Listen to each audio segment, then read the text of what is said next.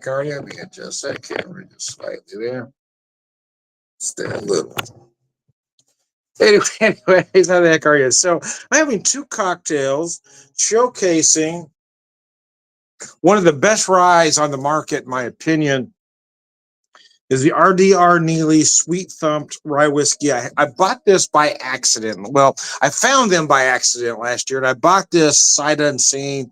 It was a 375. It was like $40 or $41. And I thought, man, that's a little pricey. So, but I bought it anyway, along with a bourbon, experimental bourbon, and another product. And at the time, I kind of lamented the purchase because it was an unplanned stop. I spent about $250. Yeah. Now we only were only 2 days left of ending the vacation, but nevertheless, it was an unplanned stop. But once I got home and tried these products, oh my lord! So I had to get myself another bottle of this rye because it really is that good. This one is at 110.6 proof, and that's a cask. That cask at 110 is just so clean and so tasty. So I did two cocktails with it, both classics, because I'm a classic cocktail kind of guy.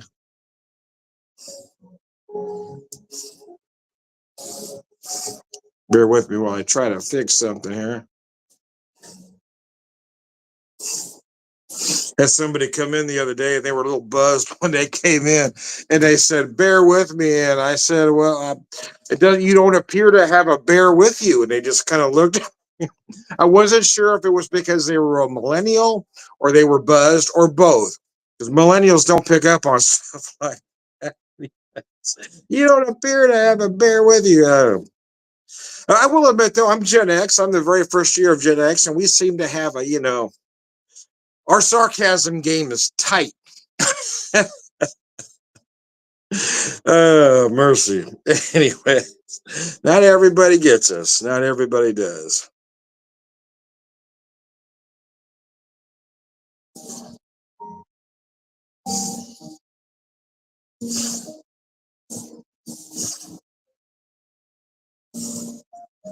Yeah, I was trying to tag Neeley, but for some reason it won't let me, so I guess I won't.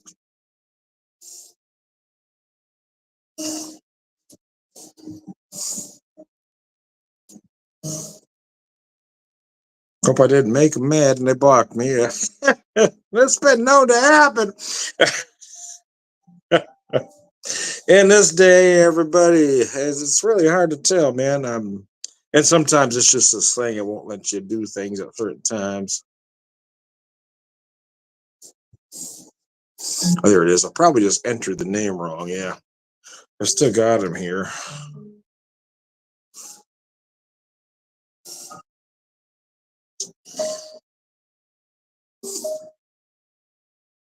Let's see if I can fix that real quick after all.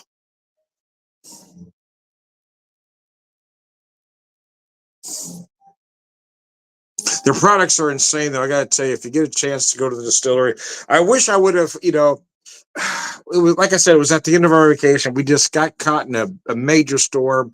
We were able to stop up, but we were behind getting to our location. I wish I had more time to stop there. They were rather busy. I mean, they had tastings going on in both rooms because I would have loved to have done a tasting, but I didn't have time. So, like I said, I just bought three products, kind of sight unseen there. And everything I bought from them was just amazing. Here we go. That allowed me to tag them. I just had to go. I was entering it wrong for some reason. All right. Apologize for taking so much time. Bear with me. You said bear with you, Tom, but you don't appear to have a bear with you. Anyways, anyways,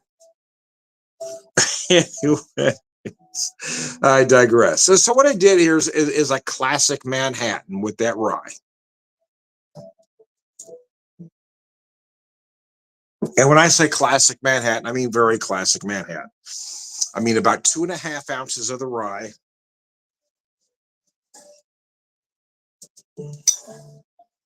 A half ounce of the Grisati Torino vermouth.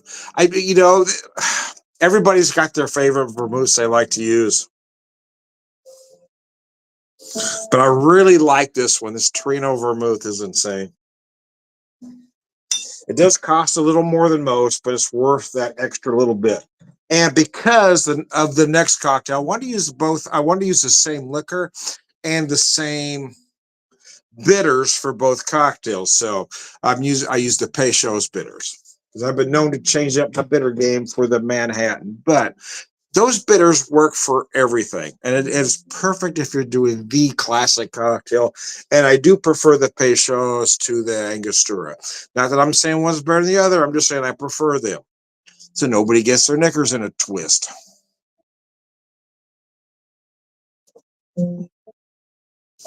And that, my friends, is a Manhattan. This Manhattan here is exactly why I rarely order a Manhattan out because it's not gonna be this good. Yeah, in all honesty, the only time I ever order a Manhattan out is on vacation because my mindset's different on vacation. I don't get out much when I'm not on vacation, so there's that caveat. But I don't like to order cocktails out because they're not going to make them to my specifications. I'm very, very, I like things done a very particular way, especially since I became a professional bartender. I really, really like things done a very particular way.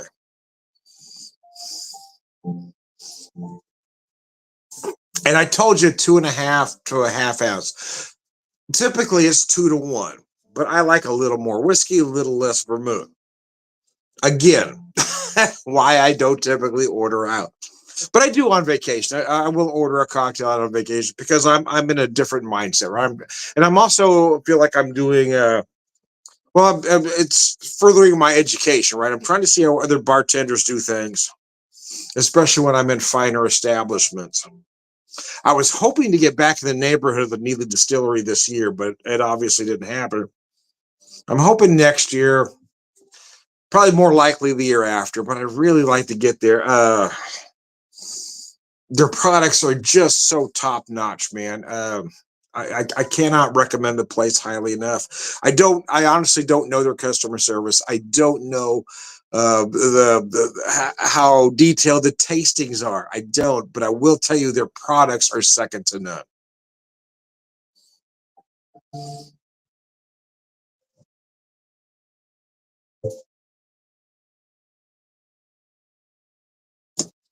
Their products are absolutely amazing.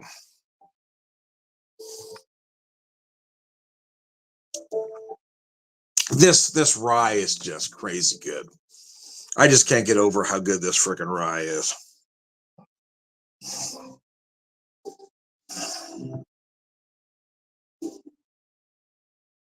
And that, my friends, is what a proper Manhattan looks like. Well, places will display a cherry here or there. My thing is, the garnish does you no good at the top of the glass, right? They're just making something trying to look pretty.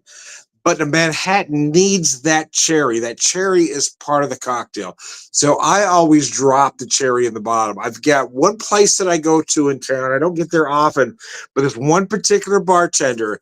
He's the only person in town that will do this. When he does a Manhattan, he drops the cherry to the bottom. I say, just out of curiosity, I asked him, "Why do you do that?" Because he says, "Because the garnish doesn't do any good at the top of the glass in this cocktail." So, oh, dude, it's exactly what I say, by golly. I'm glad there's somebody that agrees with me. Oh gosh, a little bug got in my damn glass there. Those little bastards.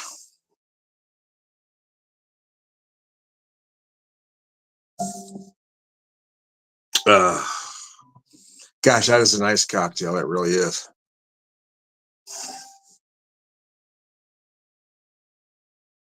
Like I said, I can't speak to anything else other than when I went in there, they were busy. So I wasn't really judging any customer service at that time because they were taking care of. I will say this: though, they were taking care of their customers on each side.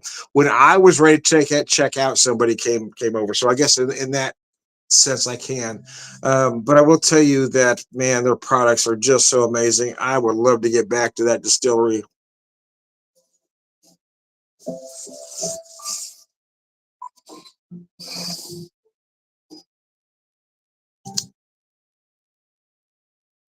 because I bought, like I said, I bought this rye.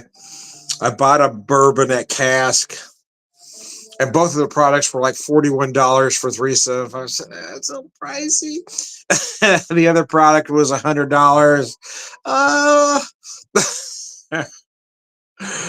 for 100 proof bourbon, but it was had a signed bottle. It was a special release. I couldn't resist. But man, when I got home and tried those products, I wish I'd have spent twice the. But at that time, like I said, it was at the end of our vacation. Money was starting to get tight, and that was an unscheduled stop.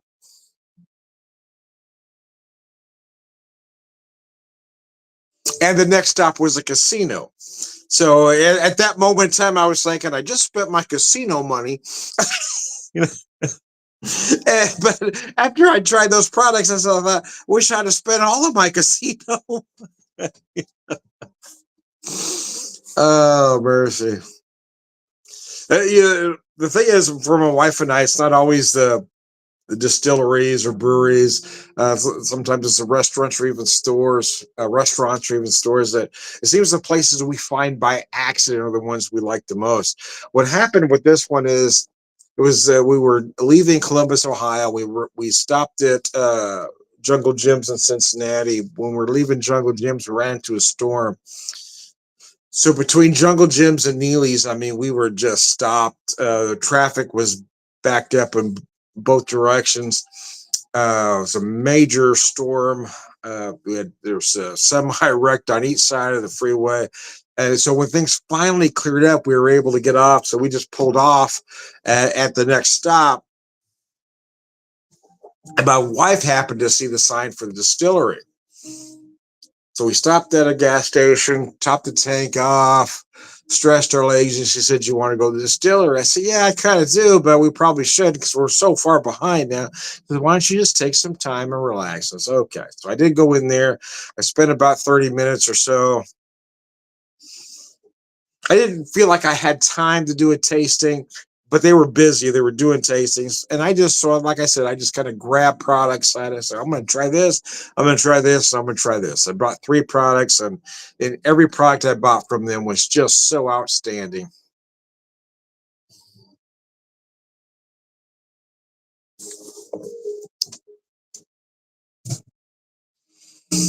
Oh, the classic Manhattan, baby. I do love this cocktail. But here's the thing about this cocktail and others is that they're only as good as the ingredients you put in them. And it took me longer than it should have for me to learn that. Hey, man, how you doing? I'm going to post your comment there. Yeah, but because I would buy really good whiskey, but I would kind of skimp on the sweet vermouth. And then I started putting better and better sweet vermouth in the drink, and you know, the better the vermouth, the better the cocktail was. Go figure. But this particular, I've settled on this one. The Antica is awesome. It really is. But this one's not quite as sweet, and that's probably why I like it better. The price point is very similar. Some stores it's a little higher, some stores it's a little less, but they're usually pretty close to each other. But I really like this Grasati from Torino. It's just a beautifully done vermouth. Now, I'm not saying no to the Antigua. Don't get me wrong, but if there's a choice, I'm going to use this one because again, it's just a tad less sweet, which is probably why I like it better.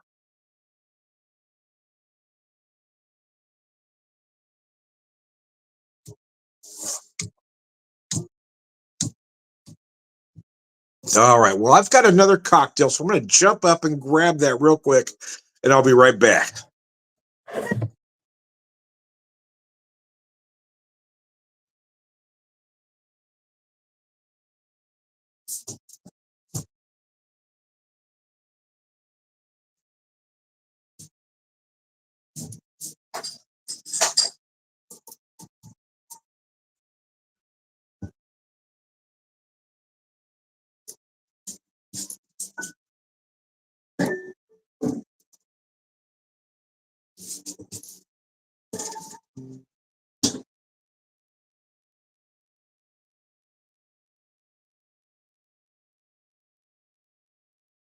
Well, like television magic, I had this cocktail prepped ahead of time, getting it nice and cold, and I'm doing a classic Sazerac.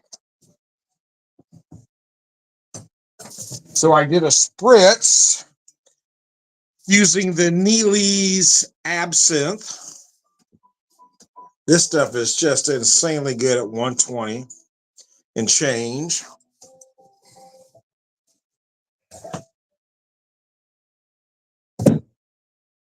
And then the same rye.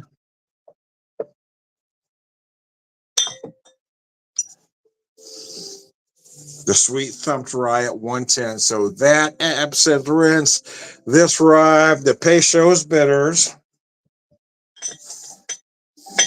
and an orange peel that I took a torch to, rubbed it around the rim, and I left it there just to show you that I used it. Now I'm going to take it off and discard it. Then obviously the Peychaud's bitters as well. What a lot of folks realize or don't realize, it's become commonplace these days to drop that big old square ice cube in an old fashioned. So a lot of folks have come to think that that is the standard way to serve it. Well, it has become that, but it's not the traditional way. Traditionally, an old fashioned was served Sazerac style, just like this, meaning your cocktail was well chilled, but served in a rocks glass. Or some of the finer establishments would chill it and serve it in a coupe because they were being fancy, you see. But it seems folks these days really think or believe for some reason that that square cube is standard. Well, it may have become standard, but it's not traditional.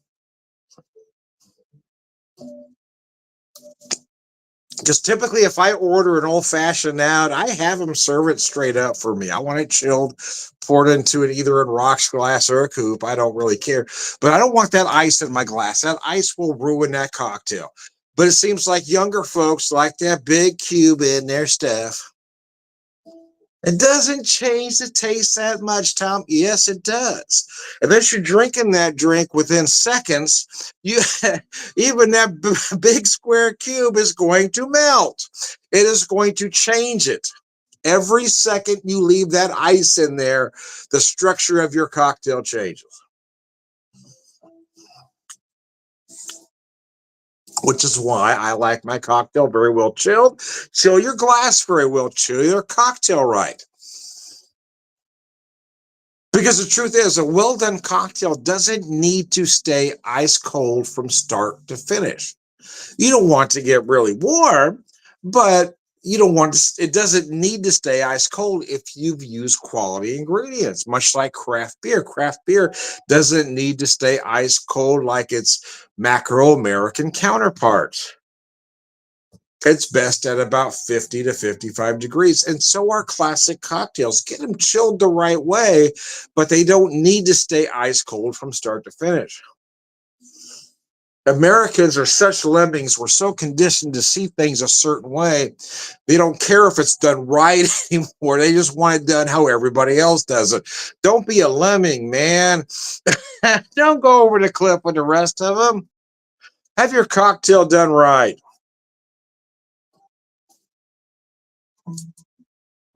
I'm not afraid to go against the grain, as anybody that knows me will attest. But yeah, I don't like that ice. I don't like ice in my cocktails. And although it has become practice to drop that big square cube in an old fashioned, traditionally they were not served that way. They were served much like a Sazerac here, very well chilled, but no ice in the glass. And then more upscale establishments would serve it in a coupe because they thought that was a nicer presentation.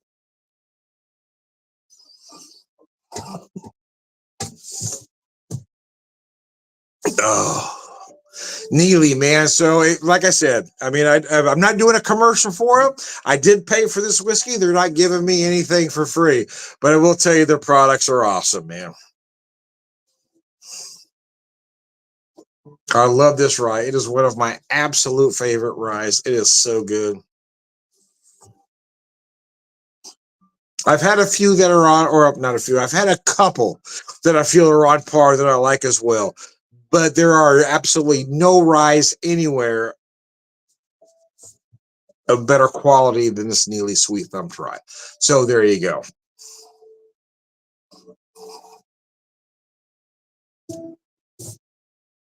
And the difference between me and others you might watch, like I said, I'm not getting any kickbacks. I paid for the whiskey ahead of time. This is not a commercial. I'm just giving you an honest answer. I'm giving you an honest feedback how this product really is that good, man. And for the Sazerac, it's not even just the rye, right? I mean that. Oh man, that that absinthe is crazy. And I will be honest though, the only way I drink absinthe is in a Sazerac. I'm not one of those guys that does that fancy thing with the sugar cube and no, that's way too pretentious for me. That's way too fucking pretentious for me. But the Sazerac cocktail, again, classics are classics for a reason.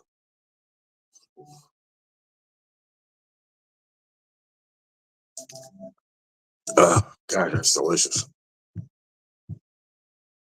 Oh, so I did bring a prop out. Actually, I almost forgot to show it to you. So I did make a simple. Sometimes, again, the Sazerac, you can use a sugar cube or simple, whatever you like to do. But here's what I use. I use this brown raw sugar cube, but I melt it down. I don't just muddle it because I don't like the grit in the glass. I've talked to a lot of younger drinkers, and some of them, that's what they like about it. They want that muddle. They want that grit. To me, that's unpleasant. It gets my ODD all, I'm sorry, my OCD all fired up. Just messes with me. But I use this sugar cube. I melt it down in just a little bit of water. That way you got that sweetness without the extra liquid. But yeah, you get yourself a raw sugar cube, just like that. And if you want to use a simple, you can. If you want to use a different sugar, that's fine too. But you really should use a raw sugar cube. A brown, not brown sugar, but brown color sugar cube. Anyways, I digress.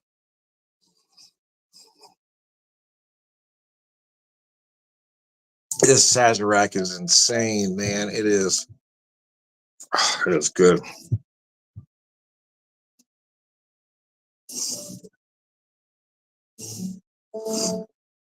The Manhattan has always been my favorite cocktail, and I kind of like the old fashioned, but only if I make them myself because I find most people make them too sweet for me if I order them out. And again, the Sazerac's kind of the same way, but again, this exact amount of sugar, I mean, no more, no less, this exact amount, the amount of that cube melted down just perfect. This cocktail is just amazing. So, anyways, I digress.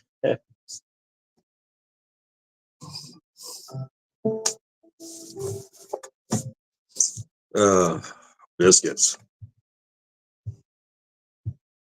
But yeah, a lot of folks don't realize that about an old fashioned. I mean, traditionally, when the old fashioned Manhattan first came out, I mean, ice wasn't plentiful. So very few cocktails were served with ice actually in them, especially this type of cocktail, a Sazerac, the old fashioned, the Manhattan. But over the last couple of decades, that big cube has become the standard for an old fashioned, but it's not traditional. So if you want to do the nouveau thing, drop the cube in.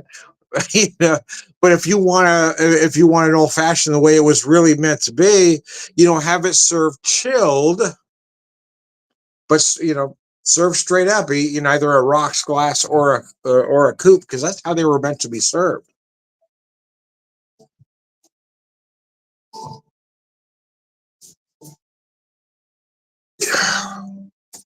So anyways, I digress. I'm all about doing things the right way. Whether it was the trendy way or not, do it the right freaking way. That's why I tend to kind of wing things at work. I have okay, I can do it the way that says, or I can do it the right way. So this is what I'm going to recommend to you, and I'll do it the way that says or on the menu. But this is the way I prefer. I'll do it either way you want because you're paying. But I'm John the Whiskey Whisperer, Whiskey Evangelist, prolific whiskey drinker, purveyor of wisdom. Oh, mercy. I love being a bartender. I really do.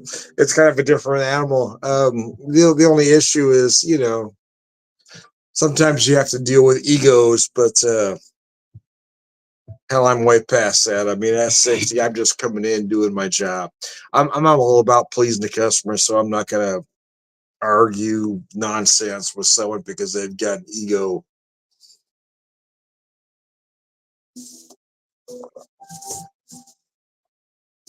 I am Tom the Whiskey Whisperer, Whiskey Evangelist, prolific whiskey drinker, prayer was all around guy, all around good guy. It was a good drink. I made a strong drink there.